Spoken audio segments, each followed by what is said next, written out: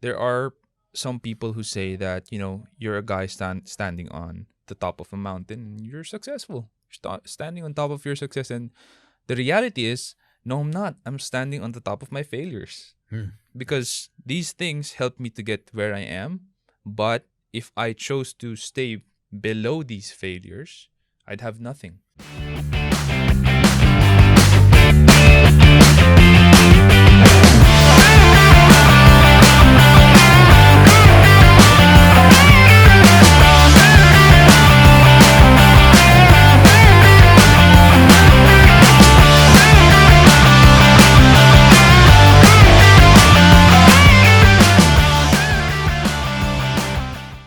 So, welcome back to the Leadership Stack podcast. We are here with Mr. John Chua.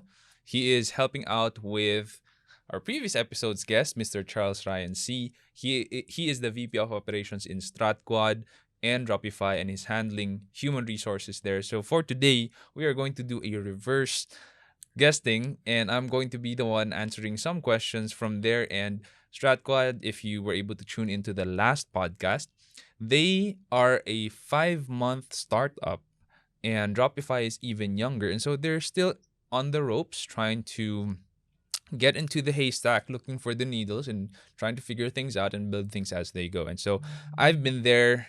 SEO Hacker, we're a 9-year-old company, but I still remember those days where chaos thrived very, very much. And there were, cool things about it, but there were also some things that we could have done to improve. And it's a good thing that we have these kinds of discussions. I didn't have this before when I was starting out, and we had to figure things out as we go. So I hope that you guys learn a lot in this episode, as we're doing this for the first time, and John's gonna be asking me his set of questions. Listen up and enjoy.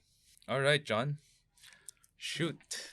All right. So I'm not sure how we're gonna get things going, but I think we can start with talking about this creature you've built, this company, SEO Hacker.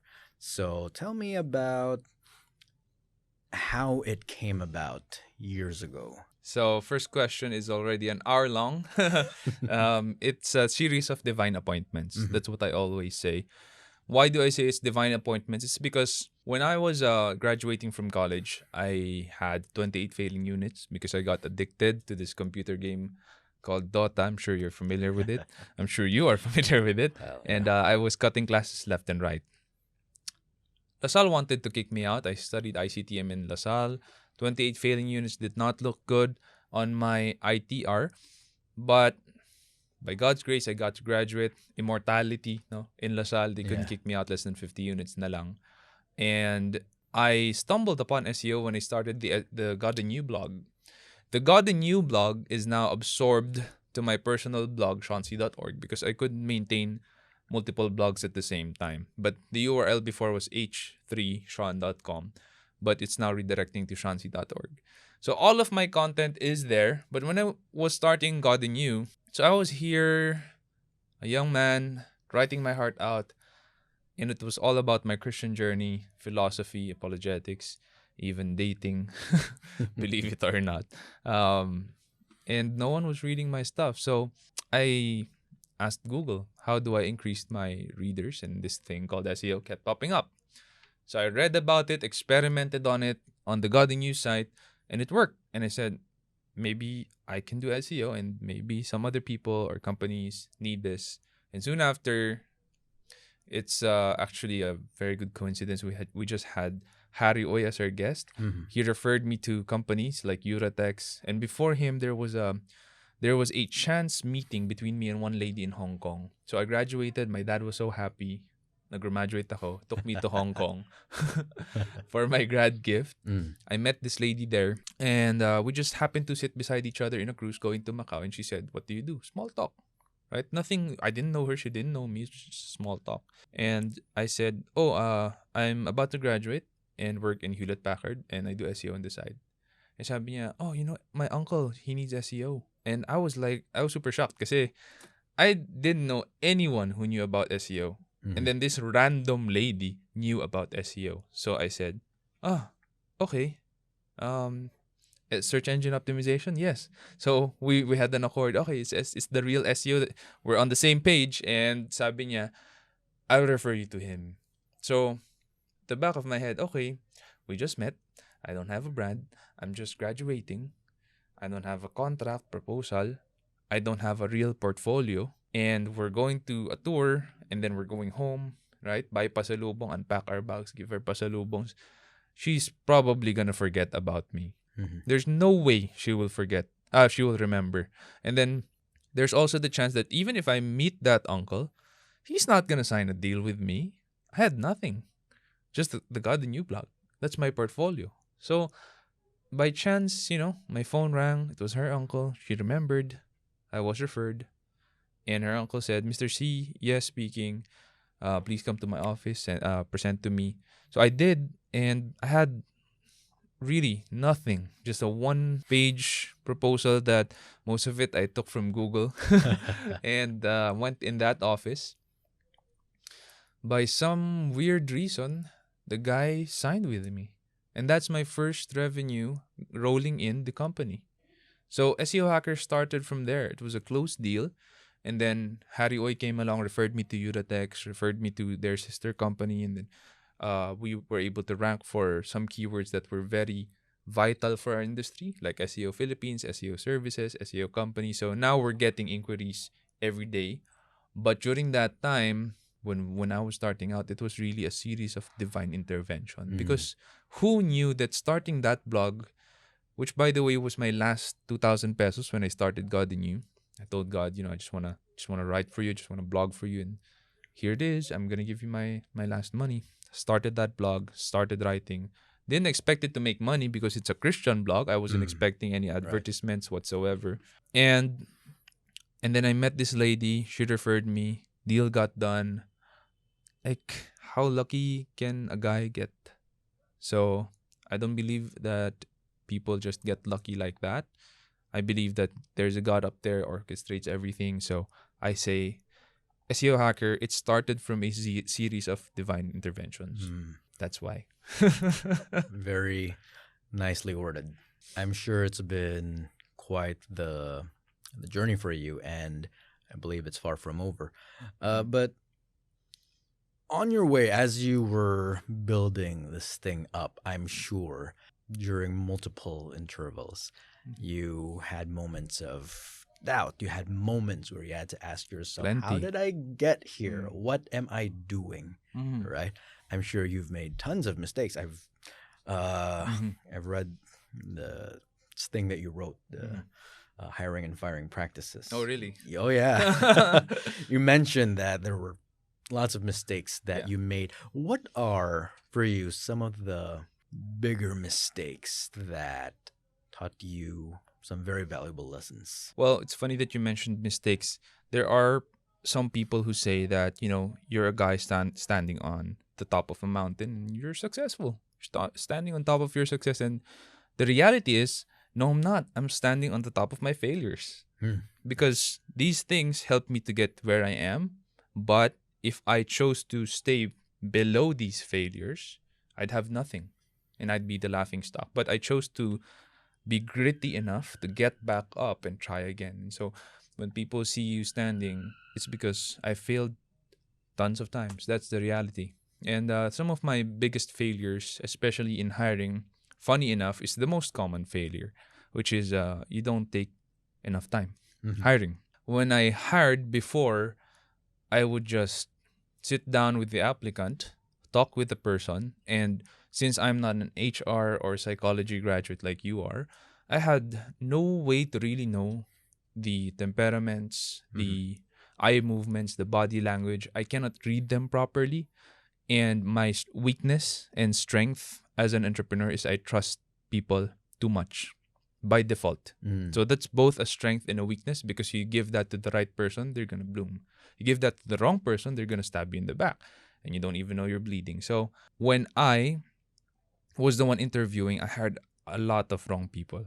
I had some good ones. But the thing is, even if you get good people in your team by hiring that way and you put them beside the donkeys, So there's the good people, I call them the stallions, and the bad hires, I call them the donkeys. And you put them beside each other. What happens is the donkeys would either try to get rid of your stallions or they try to convert them into Mm-hmm. donkeys, because stallions make donkeys look bad because they run like champs. They're big. They do the job well. Mm-hmm. Like, you can win races with them, go long journeys with them. Donkeys are stubborn. Donkeys are noisy. They make a lot of noise. They really don't like being told what to do, And they're mediocre. and they're mediocre. And funnily enough, and this is nature's instinct. When stallions are threatened, a group of stallions, what they do is they face each other with their hind legs facing the threats, and they kick outward to eliminate the threat and protect each other. But when a group of donkeys are faced with threats, they face the threat and with their hind legs kick each other to death, which is stupid, but that's how they do it. And so if you have a group of donkeys in your team, it makes for a stupid and noisy, gossiping working environment, which is horrible, which will make your life horrible as an entrepreneur, because you're not going to be able to keep talent and hire good talent that way. Mm-hmm.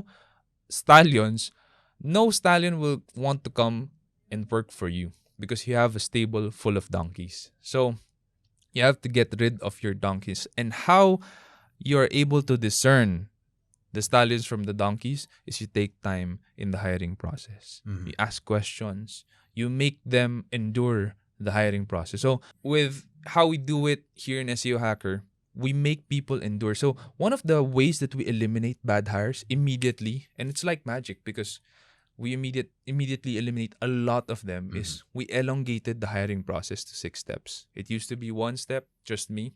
Now there's 6 steps. And per step, we ask them to go back home and give them the opportunity to just go out there and accept another job offer from another company. So if they do that, we know immediately, they might be mercenaries out there for pay and for a job, just, to feed themselves and their families. And that's fine.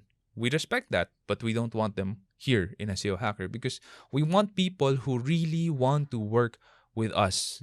They've studied our brand, they've seen the people and the culture, and they want to work here. No amount of job offer out there can get them from working with us. So these are the kind of people we want. And how do we find out about them? And they are far and few in between, don't get me wrong.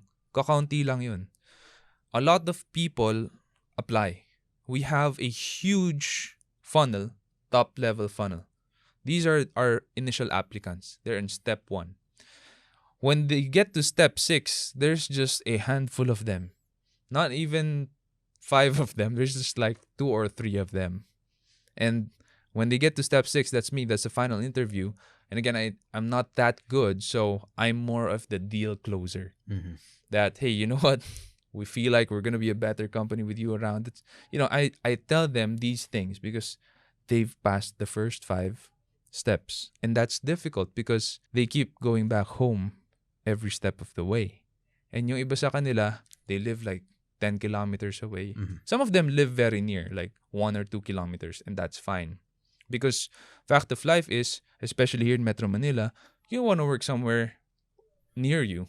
You don't want to deal with the traffic where, you spend, 4 hours of your life every day just sitting down in a car.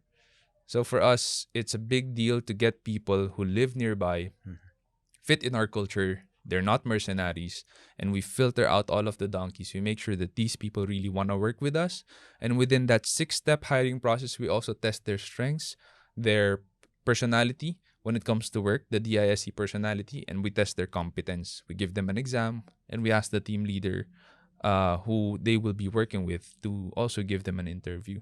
So it really filters out people who are incompetent, people who do not fit the culture, people who are mercenaries.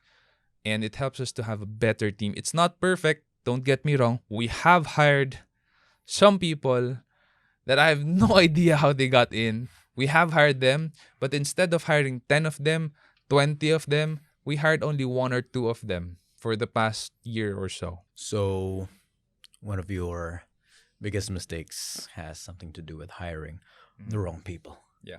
Right. Are there other mistakes that have to do with other aspects of the job, operational, financial, and so on? We're in the people business, SEO hackers. So I would say that is a huge thing that would always come to my mind initially.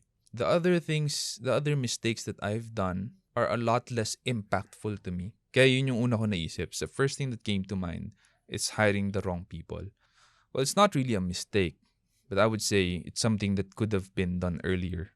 God's timing is the perfect timing. But if you ask me what I'm going to do differently, if given the chance, is to hire and train salespeople earlier. Sales is something that I've always done in the 9 years that SEO Hacker has officially existed, plus 1 year unofficial when I was a freelancer. So we're 10 years now. I'm doing sales for 10 years. It's just strange that I always thought it's the last thing I should build in the team. So I built the entire operations, the HR.